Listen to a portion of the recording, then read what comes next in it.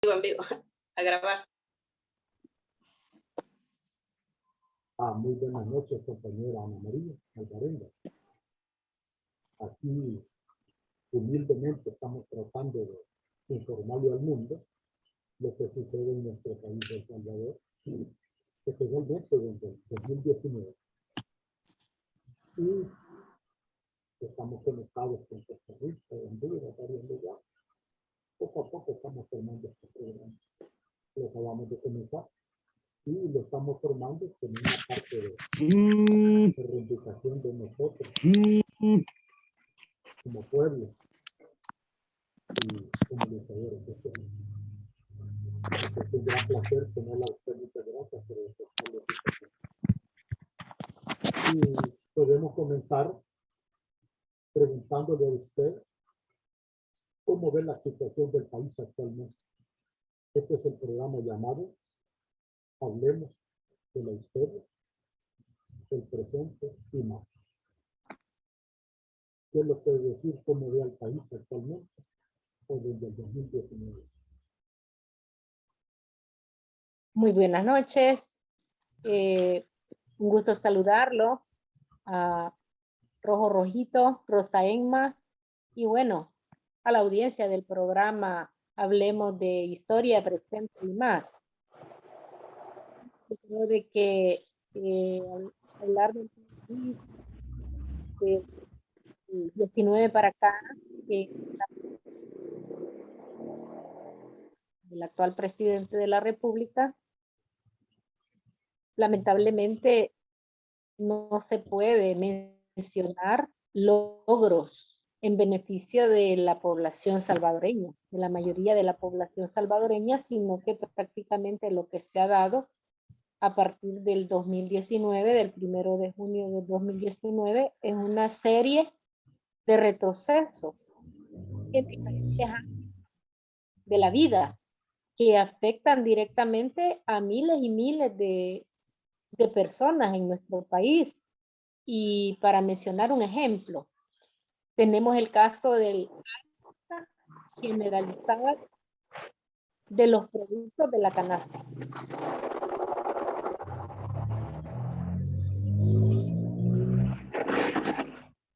Aquí Bukele,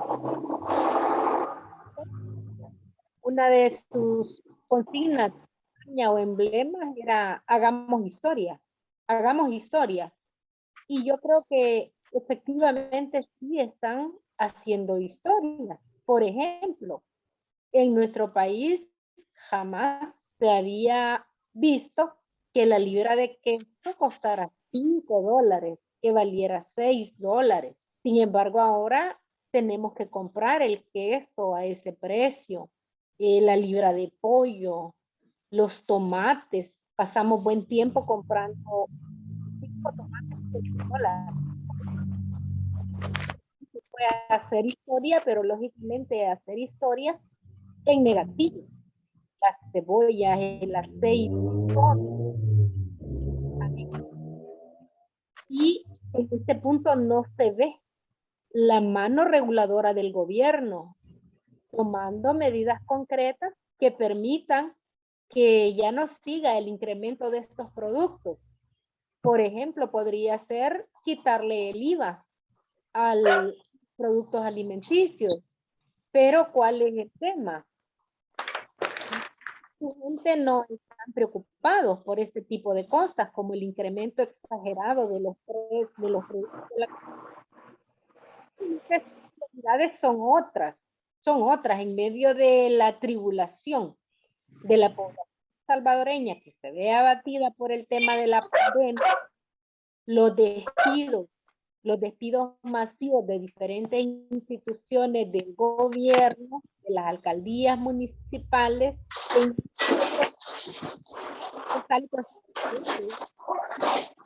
proyectos como, por ejemplo,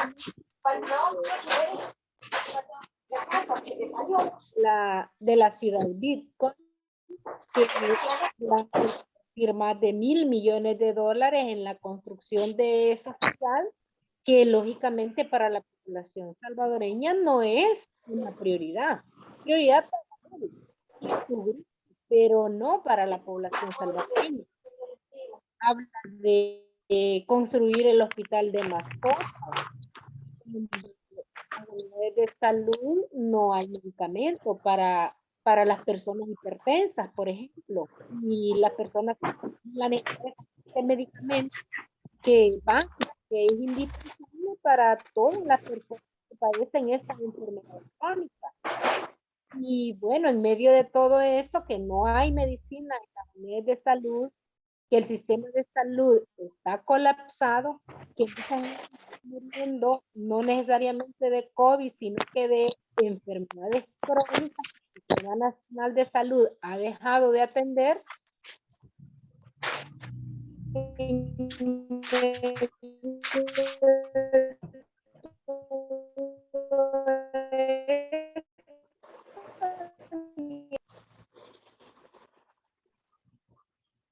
Para la población. Luego con este tema del Bitcoin, o sea, el uso de la criptomoneda como moneda de curso legal en nuestro país. ¿A qué necesidad responde?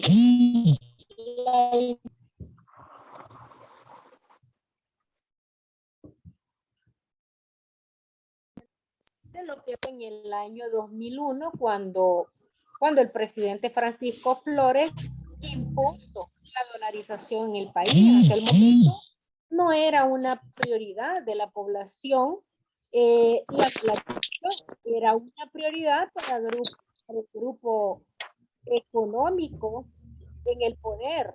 Lo mismo ahora.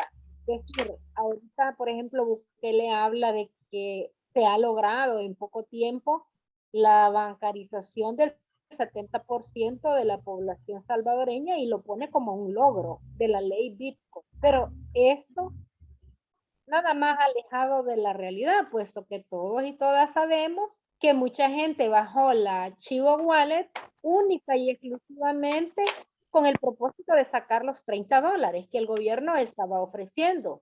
Esto por un lado, pero por otro lado, se dio el caso de miles y miles de salvadoreños a quienes, usando sus datos, esta aplicación, esta billetera, y simplemente le robaron los $30 y le robaron la identidad. Quiere decir que cualquier cosa puede estar. En mi casa, por ejemplo, a mi familia nos bajaron esa billetera, usaron los $30 y así como el caso nuestro son miles y miles. Y bueno, la fiscalía, a pesar de que se han puesto las denuncias respectivas en muchos de los casos, la fiscalía simplemente no tiene un protocolo a seguir para este tipo de denuncia. Entonces, ¿qué quiere decir? Que presenta como un logro lo que en realidad no es un logro para ellos, en el sentido de que han legalizado este mecanismo que para el sector de Bukele y su grupo económico sí es de utilidad, puesto que le va a permitir lavar millones y millones de dólares que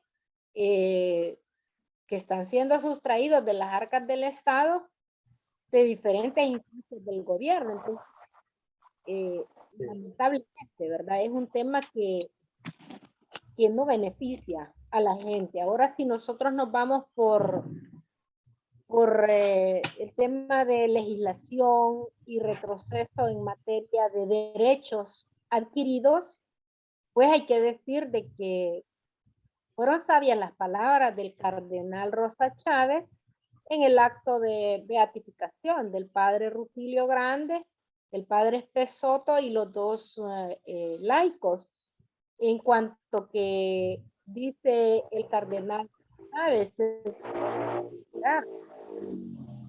los acuerdos de paz, puesto que los acuerdos de paz no fueron la solución de los problemas de este país, pero lógicamente marcaron un antes y un después. Un acuerdo que permitieron, mediante un acuerdo, valga la redundancia, el cese de una guerra que los que somos ya mayores sabemos todas las implicaciones que tuvo. Entonces, desde el momento que Bukele se refiere a la guerra como una farsa, como un pacto entre criminales, está dejando sin valor todo lo que implicó, todo el sacrificio, el esfuerzo que le costó a la población salvadoreña hacer posible estos acuerdos de paz, y está prácticamente no dándole el valor que le corresponde a los logros que se alcanzaron a raíz de la firma de los acuerdos de paz. Por ejemplo, la eliminación de los antiguos cuerpos de seguridad, la Guardia Nacional, la Policía Nacional, la Policía de Hacienda, la reducción de la Fuerza Armada, bueno, la creación de instituciones como la Procuraduría para la Defensa de los Derechos Humanos, el todo lo que se ha logrado para sentar las bases del sistema democrático, que está claro que no es un proceso perfecto y que hay mucho que trabajar, puesto que en materia económica es donde se tiene la mayor deuda, es decir, no se logró cambiar el sistema económico, pero de eso a decir que la guerra fue una farsa, que los acuerdos de paz fueron un pacto entre criminales, una situación peligrosa, peligrosa en el sentido de que nos está retrocediendo a una época anterior a los acuerdos de paz, y todos y todas sabemos cuál era la situación que vivía el país antes de los acuerdos de paz, ya sea durante la guerra o en la década previa a la guerra, que fue la década de los 70, donde una de las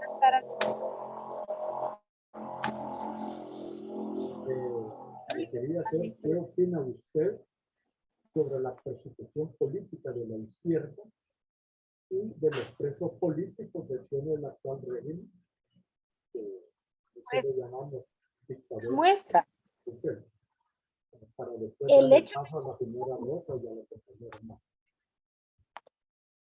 que tengamos en este momento persecución por motivos políticos es una muestra de lo que en el país hemos retrocedido, porque los que somos mayores y nos tocó vivir la guerra sabemos de que durante los últimos años de la década era un crimen prácticamente criticar al gobierno de turno, y aquello era motivo para que la persona fuera decapitada, desaparecida, encarcelada, torturada, etcétera. Pero lamentablemente ahora estamos regresando a ese tiempo. Como hay personas privadas de libertad sin ser acusadas de una acción que sea tipificada en el Código Penal salvadoreño como delito. Y vemos cómo se ha perdido la independencia de poder, en el sentido de que el Ejecutivo está sobre el Legislativo, sobre el Judicial, sobre la Fiscalía, etcétera, etcétera. Entonces, esto es una muestra de cómo el país ha retrocedido en 2 años, menos de 2 años, ha retrocedido por lo menos unos 30 años. El tema del espionaje que se acaba de aprobar.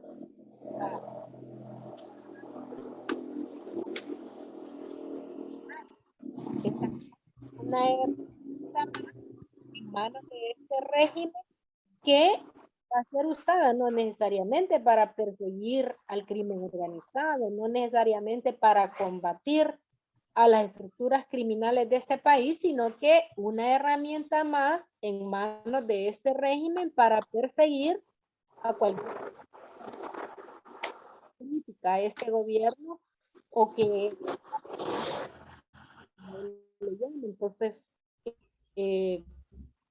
como dije al principio, la historia se trataba, según de campaña de este partido de malas ideas, pues efectivamente sí, han hecho historia, pero han hecho historia en negativo, han hecho historia en detrimento de muchos derechos alcanzados, y mucho sacrificio de este pueblo. Compañera Rosa.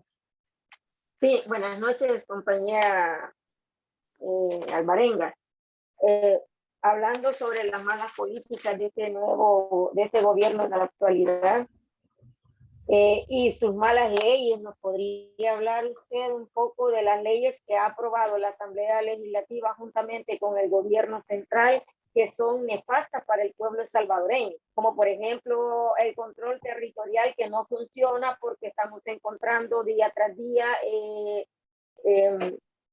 cementerios o fosas clandestinas donde encuentran, hasta hace poquito encontraron una fosa clandestina donde han encontrado 10 cuerpos que los familiares los han encontrado y que de las autoridades les han dicho que no pueden hablar sobre eso porque le da mala imagen al gobierno. ¿Usted nos podría hablar un poquito sobre las nefastas leyes que han aprobado en contra de nuestro pueblo salvadoreño, como la aprobación a la ley del agua y todas estas leyes que se han aprobado últimamente? Bueno, yo creo de que sí, ya decía antes, ¿verdad? La misma ley Bitcoin es nociva para la población salvadoreña. La ley del agua, que había trabajado mucho en consenso con diversas organizaciones ambientales de nuestro país, instituciones académicas, y se había avanzado en la aprobación de más de 90 artículos de la Ley General de Agua. Y bueno, de repente se da la aprobación, lógicamente se da la aprobación de esta ley, pero con un contenido, con un espíritu privatizador en el sentido de que pone en la misma categoría, mide con la misma vara, por decirlo así, a una empresa embotelladora de refrescos que a una junta de agua, que su compromiso es abastecer de agua a una comunidad. Además, ¿verdad? El hecho de que se le dé el permiso de explotación por 15 años prorrogables, o sea, es una cosa completamente contraria al espíritu de la ley que se había venido discutiendo y que precisamente fue una ley que no se aprobó porque nunca se contó en la Asamblea Legislativa con los votos suficientes, es decir, Bukele y su gente ahora se llenan la boca diciendo de que Arena y el FMLN son lo mismo, pero no hay que confundirse, Arena y el FMLN no son lo mismo. Y Arena, por ejemplo, fue un partido político que toda la vida se opuso a aprobar esta ley general de agua que tenía un espíritu de derecho, del derecho líquido que es el agua. Entonces, Arena no estuvo dispuesta a dar los votos y producto de ello esta ley nunca se aprobó. Y hablando del tema del control territorial, pues sí, definitivamente hay control. Hay control territorial, pero ese control no lo tiene el gobierno, no lo tiene la Policía Nacional Civil o la Fuerza Armada, sino que el control territorial lo tienen las estructuras criminales. Son estas estructuras las que siguen cobrando renta a los transportistas, a los dueños de negocios, a cualquier persona que a ellos se les ocurra. Y vemos nosotros cómo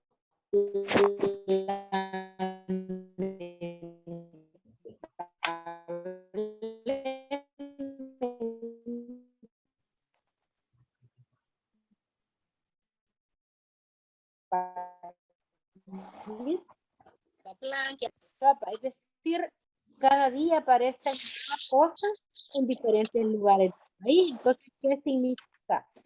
Que aparentemente han disminuido los homicidios, pero lo que sucede es que simplemente las personas que son desaparecidas, pues son lanzados en estas cosas con el propósito de bajar las estadísticas, pero simplemente son asesinatos, son homicidios que se cometen y no se reportan como tal. Entonces el tal control territorial no nada que ver, ¿verdad? No es el gobierno el que lo tiene. Y si a eso le sumamos toda la información que se ha conocido, ¿verdad? De funcionarios del gobierno que han mantenido pactos, acuerdos con las estructuras criminales y que esa es una de las razones por las que se ha definido una línea de ataque a periodistas del Faro, de otros medios digitales que han hecho investigaciones que ponen en evidencia cómo funcionarios de este gobierno han entrado a las cárceles de este país a negociar, ¿verdad? A negociar con los líderes de las 3 principales pandillas del país. Entonces, cuando hablamos de plan control, pues el gobierno no es el que lo tiene, son las estructuras criminales. Y pasándonos a otro temita siempre de las leyes. Ahorita está bien de actualidad el tema de lo que está pasando en el magisterio. En el magisterio, que sabemos que hay una ley de la carrera docente que regula todo el desde lo que es la asignación de plazas, los concursos, que hemos visto nosotros con este gobierno, que prácticamente se ha hecho a un lado la ley de la carrera docente, que es una ley que fue logro de las luchas del magisterio a nivel nacional de 12 años, pero que vimos el año pasado, por ejemplo, se hizo completamente a un lado la ley de la carrera docente para lo que fue el concurso de las plazas, Entonces, ¿qué vimos? El ministerio evaluando a maestros y a maestras para poder someterse al el maestro para graduarse. Lógicamente pasa por un proceso de evaluación de la universidad. Pero aparte de todo el proceso de evaluación que es propio de la universidad y un requisito para graduarse, también el Ministerio de Educación desde hace años viene implementando lo que se llama la ECAP, que es una prueba, ya una vez el docente egresado, graduado con su título y todo, se somete a una prueba, a una evaluación que la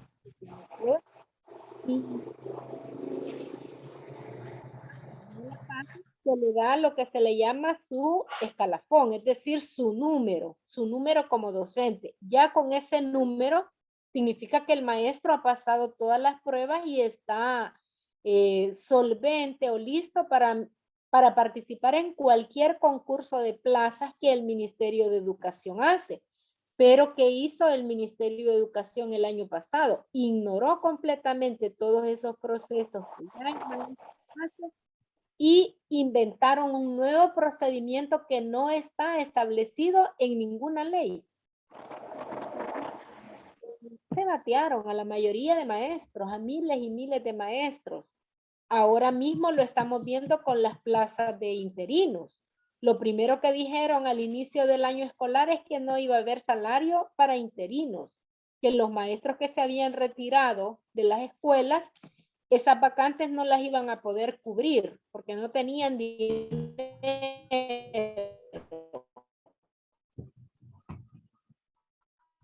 Compañera Marta, ¿alguna pregunta que tenía?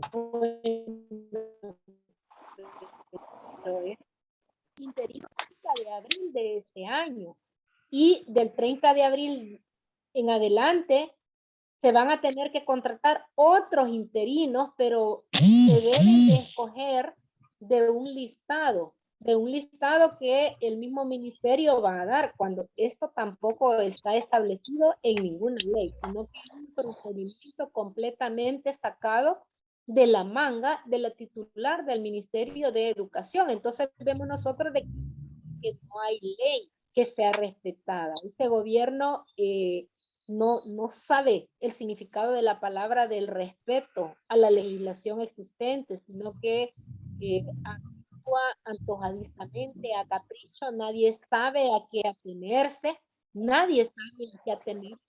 Una persona que tiene su empleo en una institución pública no puede decir, mire, a mí me protege la ley del servicio civil o me protege la ley de la carrera docente, porque ellos, desde que entraron al gobierno, han demostrado que no hay ley que respete. La salvadoreña está como en una selva, pues, o sea, no Ok, hay que amparar. ok, Martita. Compañera Huertita, Martita, gracias. Muy buenas noches, compañeras. Ana María. Quería que me hablara un poco sobre el retroceso que ha sufrido El Salvador hasta esta fecha, más que todo sobre los programas sociales que fundó el FMLN y sobre todo lo de Ciudad Mujer. Usted como mujer y exdiputada, si pertenece a algún movimiento o está en algún movimiento para reorganizar a las mujeres, yo creo que es importante de reorganizarnos porque hasta esta fecha yo no he visto una organización de mujeres que se ponga frente para rechazar todos aquellos maltratos, sobre todo en los programas sociales que nos benefician como mujer. Escucho su opinión, gracias. Bueno, en relación a los programas sociales, los programas sociales que han retrocedido. Uno de ellos únicamente es el programa de la pensión universal del adulto mayor, que, bueno, todos sabemos, este programa inició con el gobierno de Mauricio Funes y entiendo que es aproximadamente unos 35,000 adultos mayores eran parte de este programa y que se inició este programa en los municipios catalogados por las Naciones Unidas como municipios en extrema pobreza. Pero ahora que vemos, ¿verdad? Este programa lo ejecutaba el FIDL, pero ahora que vemos de que prácticamente a estos señores se les debe más de un año de la entrega de esa pensión, y es más, ahora ya ni siquiera el FIDL existe para decir que hay un atraso, que el FIDL va a reanudar este programa. Simplemente el FIDL desapareció y programas que se implementaban a través del FIDL. Y aparte hay que decir, ¿verdad? Los cientos de trabajadores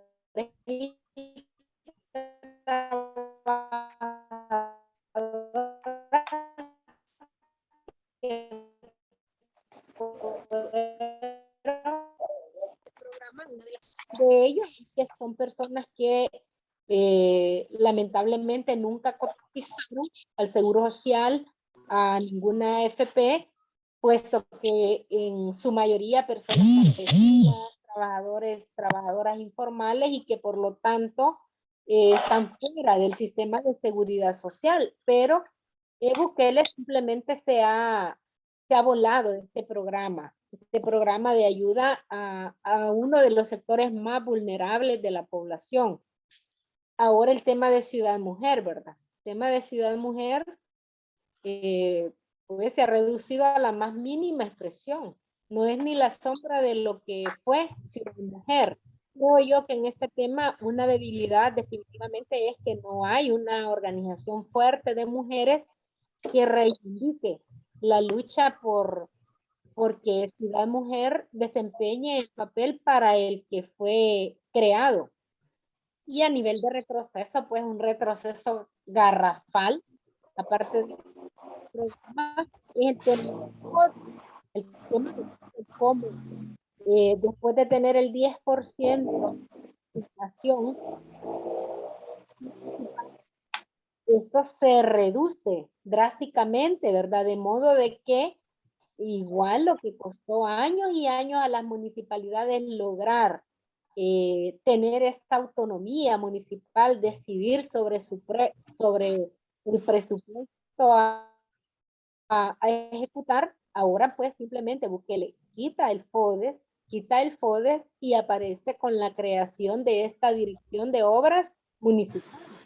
¿Qué dicen ellos? Vamos a hacer obras de impacto, pero mediante los ojos de esta dirección de obras municipales puede ser de impacto, a nivel municipal no lo es. Por ejemplo, a nivel municipal puede haber necesidades muy fundamentales para una comunidad, para una colonia, que a nivel nacional no se ve como una necesidad de impacto. Pero ¿qué pasa? Ya la decisión no corresponde al Consejo Municipal, sino que corresponde a esa dirección de obras municipales que va a decidir o no si aquel tramo de calle se mejora o no. Y bueno, las alcaldías municipales, por ejemplo, entre otras cosas, han manejado programas de educación, becas a estudiantes, apoyo con transporte escolar, el tema de deportes. Todo eso simplemente queda eliminado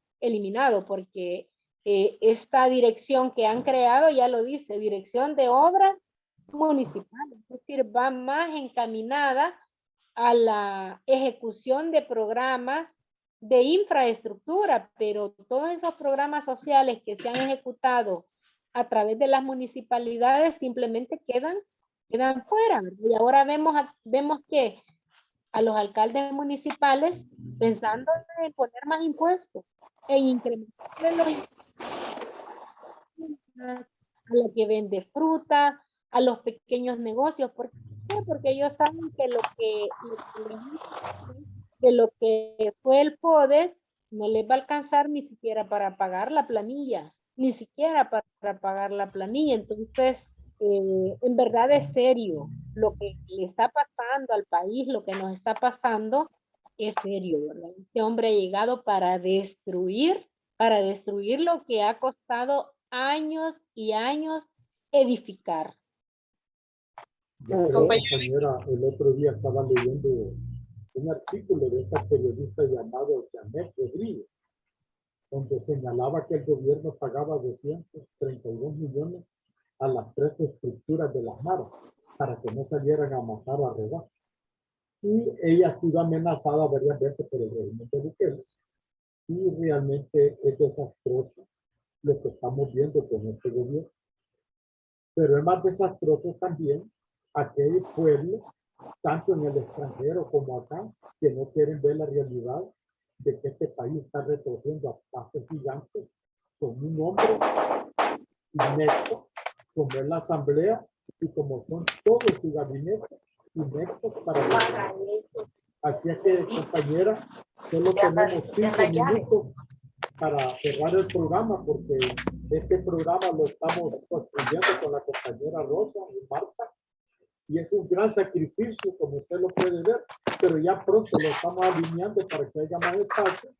Y solo que decirle de mi parte, muchas gracias, un gran abrazo, y lo podemos volver a reconectar más tarde, en unos minutos, o lo hacemos la otra semana, la continuación de este programa. Así es que yo de mi parte, muchas gracias, compañera, la dejo con la señora Rosa, con la señorita Marta González, para terminar el programa, y solo decirle al pueblo que mientras el pueblo siga dormido, le está cayendo esta derecha y el imperialismo, porque el imperialismo lo que quiere es volver a poner la doctrina Monroe número 2, cueste lo que cueste.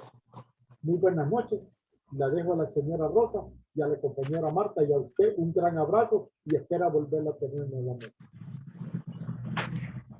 Muy buenas noches. Gracias, compañera Ana María, por su participación. Nosotros le agradecemos mucho que nos ponga al tanto al pueblo salvadoreño de todo lo que está sucediendo en el país y todas las leyes nefastas que estamos sufriendo. Y quizás solo una reflexión, decirle a mi partido, FMLN, que nos unamos, porque unidos, solo unidos vamos a tener la suficiente fuerza para contrarrestar esta nefasta situación. Gracias y pasen buenas noches. Muy buenas noches, compañera Ana María. Es un placer tenerla acá y, como repito, hay que dar un empuje a la mujer para poder organizarnos y luchar junto a los compañeros. Muy buenas noches y abrazos. Señora Ana María, le quedan 3 Ana Marina Alvarez. Ana Marina. Ana Marina, conocida por Mari. Y agradecerles muchísimo la oportunidad del espacio y bueno, hacerle el llamado a la población que nos mira, que nos escucha, de que solo el pueblo salva al pueblo.